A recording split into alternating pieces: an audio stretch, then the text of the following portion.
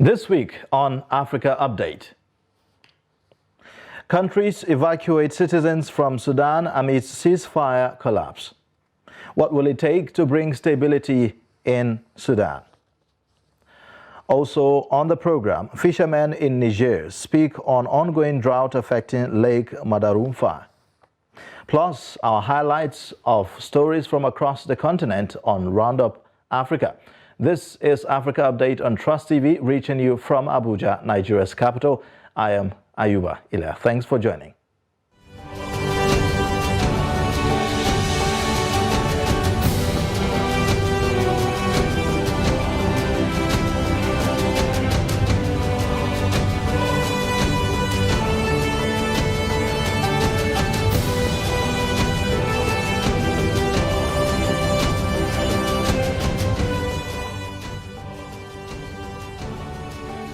It's been 2 weeks since the beginning of clashes between the Sudanese army and the Rapid Support Forces in Sudan, which has now spread beyond the capital city of Khartoum despite mounting international pressure and condemnation. The World Health Organization reports that the violent confrontations have resulted in over 300 deaths and 3,100 injuries. While countries scramble to evacuate their citizens from the war-torn area, Sudanese flee Khartoum to safe zones for refuge. Now, in light of these developments, it is important to trace the timeline of events that have unfolded since the army and the RSF jointly overthrew a civilian government in a coup back in October 2021. VOA Africa provides a comprehensive overview of the conflict in Sudan, charting its trajectory in the East African nation. On April 15, intense fighting gripped Sudan's capital, 18 months after a military coup that derailed a democratic transition and brought further upheaval to the East African nation. Army and paramilitary leaders have been at odds about merging troops, which was part of a drawn-out process to install civilian-led rule following the 2019 ouster of long-ruling autocrat Omar al-Bashir. Here are key developments since the October 2021 coup. On October 25, 2021, the army arrested civilian members of a power-sharing transitional council installed after the military ouster of al-Bashir in April 2019 following a popular uprising. Among the arrested was Prime Minister Abdullah Hamdok. A state of emergency was declared and security forces killed 7 protesters and wounded dozens in the violence. The United States and the World Bank suspended vital aid to Sudan. On November 11, 2021, Sudan's de facto leader, Army Chief Abdel Fattah al-Burhan, formed and led a new ruling council. The main bloc demanding a transfer to civilian rule was excluded.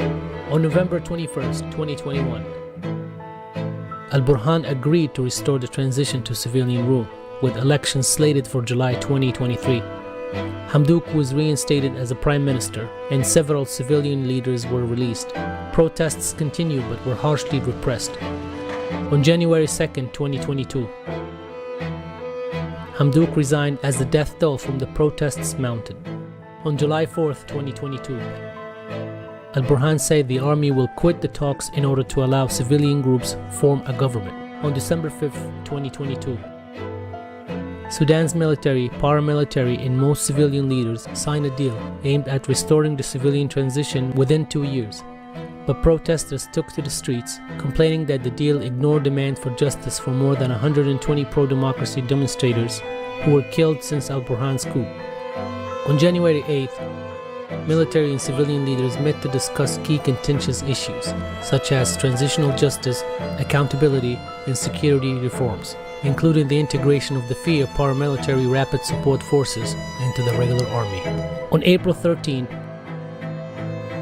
tension emerged between the army and RSF over the proposed integration. Al-Burhan's deputy, Mohammed Hamdan Daglo, who commands the RSF, said the 2021 coup was a mistake that has invigorated remnants of al-Bashir's regime, remarks seen as referring to al-Burhan. The army warned Sudan is at a dangerous turning point. On April 15th, explosion and gunfire rocked the capital Khartoum, with the paramilitary and army exchanging accusation of attacking each other's bases. The RSF said it controlled Khartoum airport and the presidential palace. However, claims were denied by the army. Civilian leaders called for an immediate ceasefire, as well as the African Union, United Nations, and others.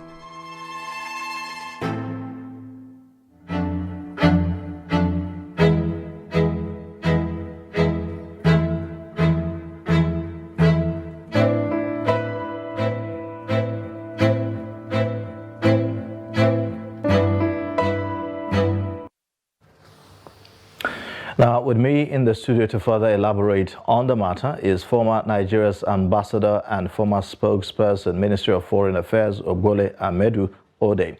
He joins us to give more insight. Thank you so much for joining us on Africa Update. Thank you very much for having me again on your program. All right. Well, let's begin with what you make of the recent developments in Sudan. A lot of things have happened within the last 2 weeks, and we've seen countries, evacuating their citizens from that country. But generally, what's your, thoughts on the crisis in Sudan? The developing story in Sudan, in Khartoum, beginning from Khartoum, which is the epicenter of the current conflict, is unfortunate as unfortunate can be, because here again an African country is going down the drain due to the squabblings between politicians and power brokers within the dynamics of that country's political arrangement.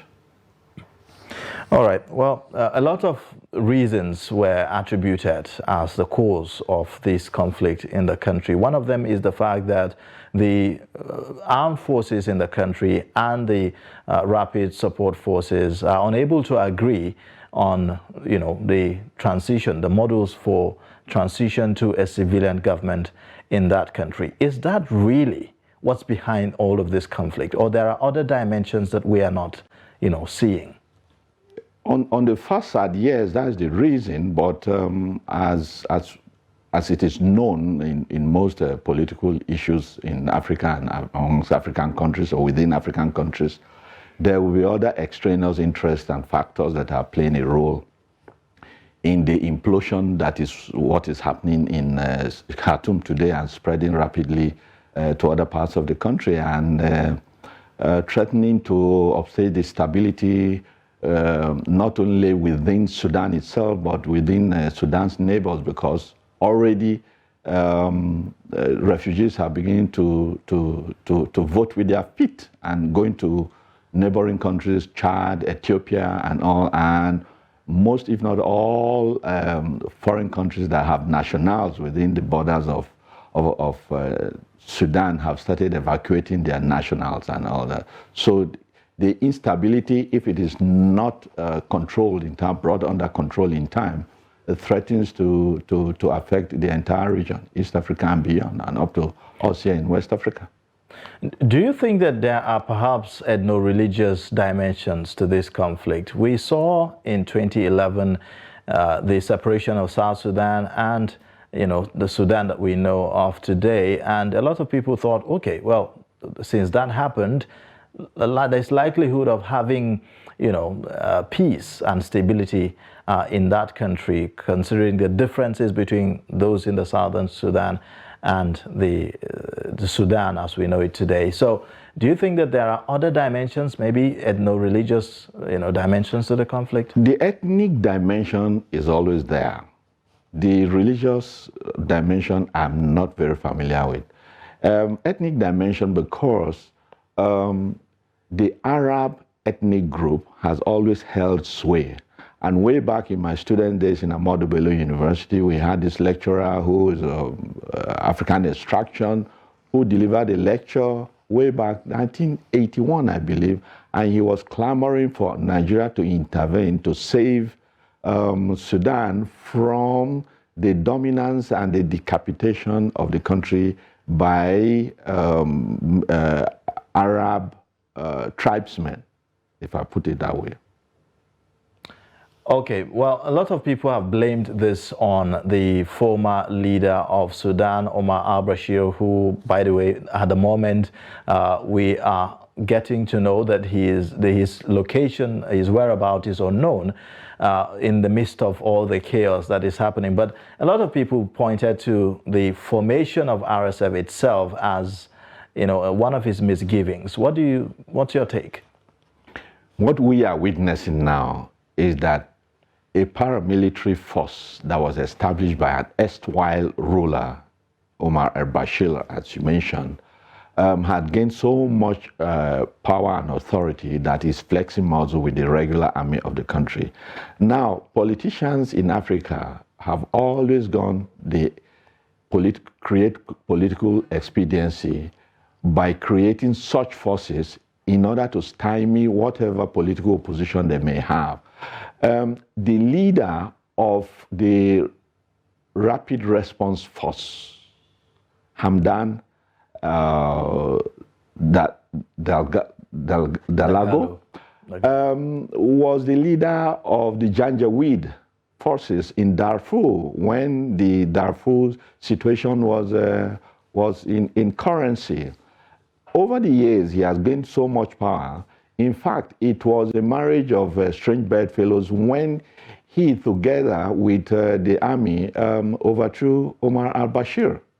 It's a question of them falling out with themselves now and do not know how to go about to arrange democratically an incoming democratically elected government that will take over power since the overthrow of al-Bashir. There are some theories suggesting that what's happening in Sudan is a proxy war between global powers, maybe because of their interest in the country and the rest of them. Do you align with that school of thought? Yes, I do, because Russia succeeded in getting approval to establish a naval base on the Red Sea port of Sudan. Of course, other rival global powers or the superpower will not like that, and they will want to do everything to upstage that and then return Sudan probably to the status quo ante, in a situation whereby if they don't have a base, nobody else will have a base. But the alignment of forces behind the regular army of General Burhan is the Egyptian armed forces. And behind Dagalo, you have the Libyan national forces and then some other extraneous forces that are lining up, or all of them lining up in order to defend particular interests that they have in the country and such. Mm-hmm. What are the options at the disposal of international organizations such as the UN and the AU, in prevailing on the warring parties in Sudan, really, to end this conflict? If we are to follow the principle of subsidiarity, then first of all, we have to begin at the regional level. The African Union's Constitutive Act provides for a Peace and Security Council, which is aimed at conflict prevention, early warning system, and also negotiations in order to bring about ends of conflict like this that we're witnessing in Sudan. So I want to believe that the PSC, that Peace and Security Council of the AU, is up and doing and probably should be coming up with something new, a template for negotiations, a template for settlement, peaceful settlement of the ongoing conflict. Before, and if we can do that on the African continent, very well. But if we cannot, then the UN may have to come in and, of course, exposing the conflict to further internationalization, intensification of the internationalized situation on the ground there. Would it be expecting too much of the UN and the AU to bring stability in Sudan, really, given the fact that this is a region, the Sahel region, have suffered a lot of conflicts in the past few years, several years, really, some of them since their independence, as a matter of fact. But we have not seen these, international bodies proffer, lasting solutions that will bring an end to this conflict. Well, our problem is our problem, even if such problems have extraneous influences coming in. So I believe that being an African country, being in conflict, the African Union should and must come into this conflict headlong in order to stymie the escalation of the conflict now before it gets beyond Sudanese borders and begin to unsettle other neighboring countries, like we see refugees now streaming across the border in all directions. What are some of the dangers, in your opinion, of this conflict to the region, the entire region, really, its neighbors? I mean, here we have, for instance, Ethiopia, who is just barely recovering from a 2-year conflict in the Tigray region and all that. So what are the dangers? And when you talk about, arms proliferation, for instance, a lot of countries were, sort of went up in flames in the aftermath of the Libyan war, and a lot of it was blamed on the fact that there were a lot of arms proliferation from Libya. So in this instance as well, what are we looking at in terms of the threats that this conflict poses on the African continent? First, the instability will emanate from the perspective of, like you said, the proliferation of small arms and light weapons, which will now begin to spew across the common borders with Sudan and even beyond. You and I are well aware that after the fall of the Gaddafi regime in Libya, a lot of arms began to flow.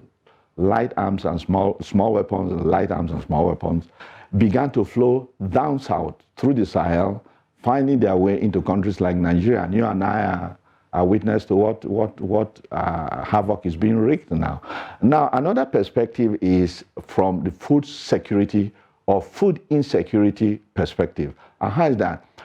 Populations are dislodged from the countryside. Agriculture will be disrupted. Food production, therefore, will be disrupted. And a region that is already threatened by drought, because the heat this year has been excessive.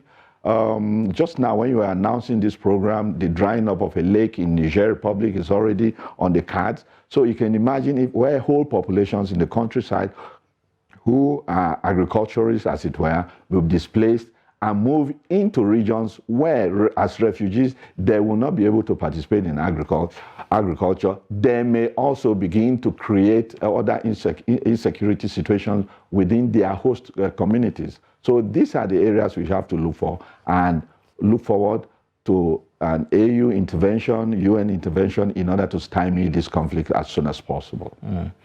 All right, as a way of concluding thoughts, what would be some of the lessons that other African countries can learn from what's happening in Sudan right now, if you may, specifically if you look at Nigeria, for instance?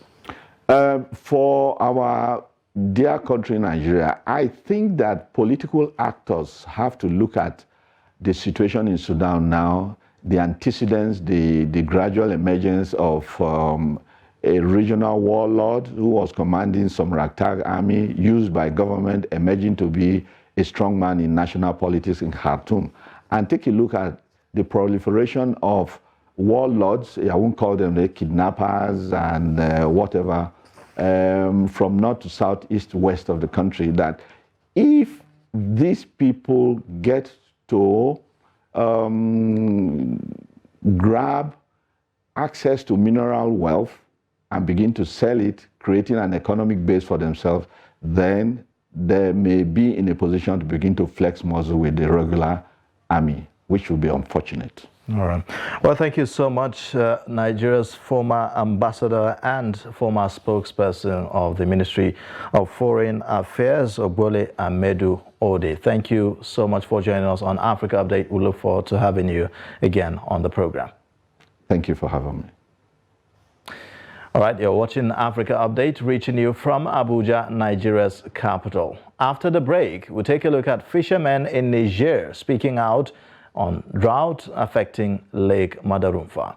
Join us again.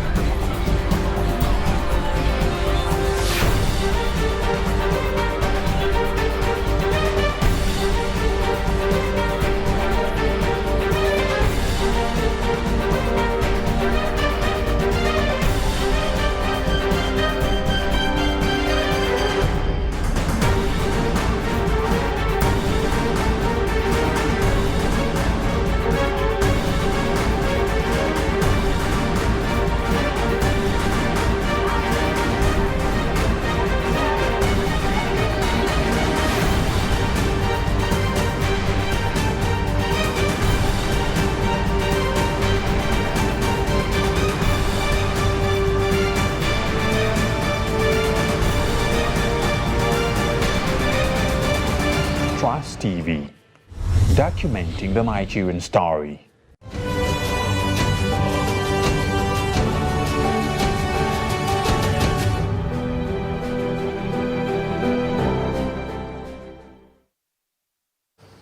All right, welcome back. You're watching Africa Update on Trust TV. Now, fishermen in Niger who count on Lake Madarumfa to provide them with a living and sustenance say that their livelihoods and ability to put food on their tables are at risk because of a drought.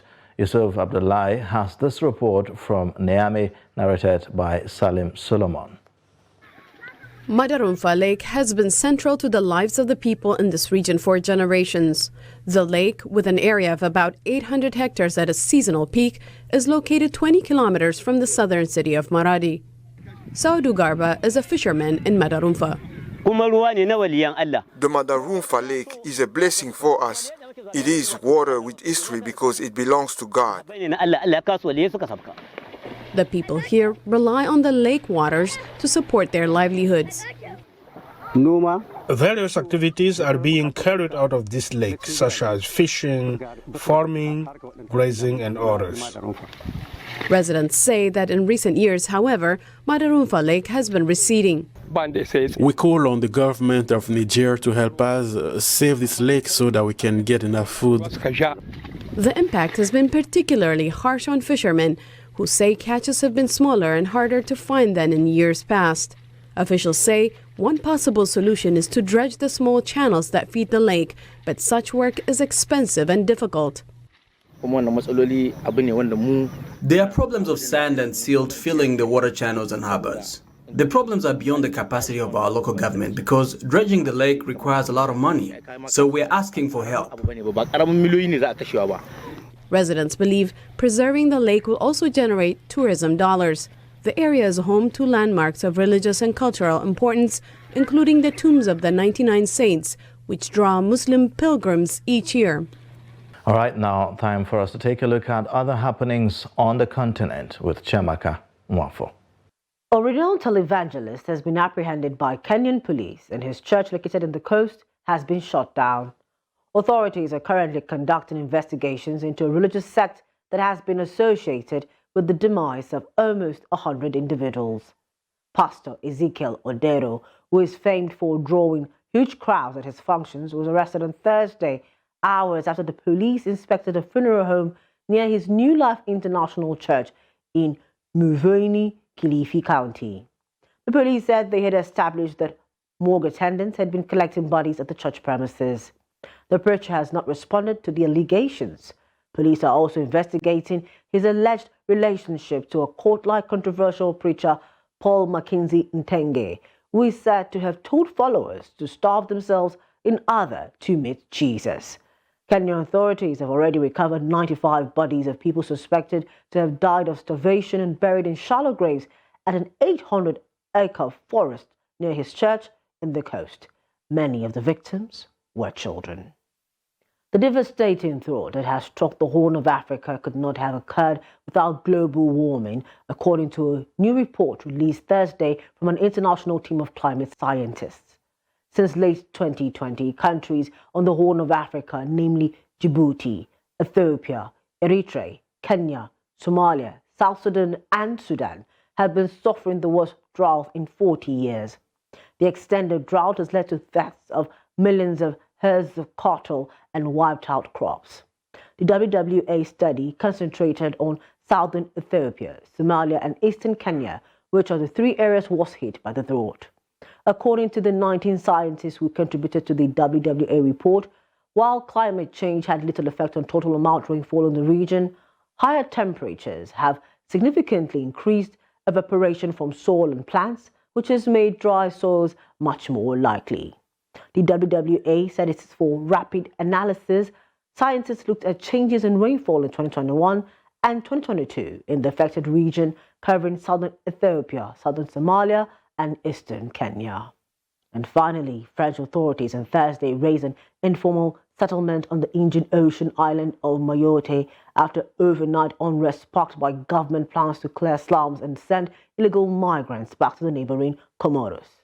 The two diggers on Thursday morning demolished the shanties in the Longoni neighborhood on the north of the island in less than an hour, according to AFP reporters on the scene. The prefect of Mayotte, Pierre Suket, said the small slum was being cleared after a December court order to make way for a vocational training institute. He told reporters that the settlement, which had once housed around 10 families, no longer had permanent inhabitants, and alternative housing had been offered to those using it as a temporary shelter. Suket also reported violence overnight in the main city of Mamoudzou, where police arrested one person after youths tried to set fire on vehicles and buildings. Operation Wambushu, which means take back in the local language, has in recent days triggered clashes between youths and security forces on the French island and fueled political tensions with the Comoros.